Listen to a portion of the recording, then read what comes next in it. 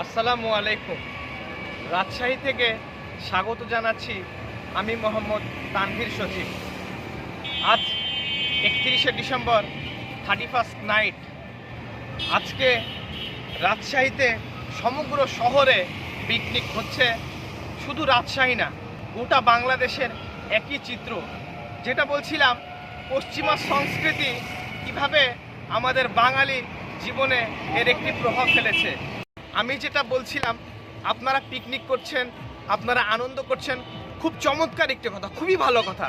কিন্তু আপনার আনন্দ যেন আরেকজনের কষ্টের কারণ না হয়, এই দিকটা অবশ্যই আপনাকে মাথায় রাখা লাগবে। আপনারা যে বড় বড় বিয়ে বক্সগুলো ভাড়া করেছেন শুধুমাত্র গান বাজানোর জন্য, তো এই যে লাউড স্পিকার দিয়ে আপনারা গান বাজাচ্ছেন, আপনারা মজা করছেন, খুবই ভালো কথা।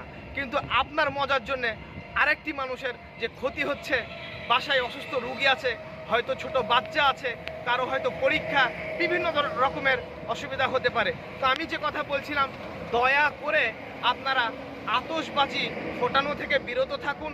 এবং আপনারা মজা করছেন, ভালো কথা, যে লাউড স্পিকারটা দয়া করে একটু কম রাখবেন, কারণ অনেকের পরিবারেই অনেক ধরনের সমস্যা হতে পারে। এই বলে আমি আমার সংক্ষিপ্ত বক্তব্যটি শেষ করছি। আপনাদের সকলকে জানাই নতুন বছরের শুভেচ্ছা। নতুন বছর আপনাদের ভালো কাটুক, সবাই ভালো থাকবেন। আসসালামু আলাইকুম।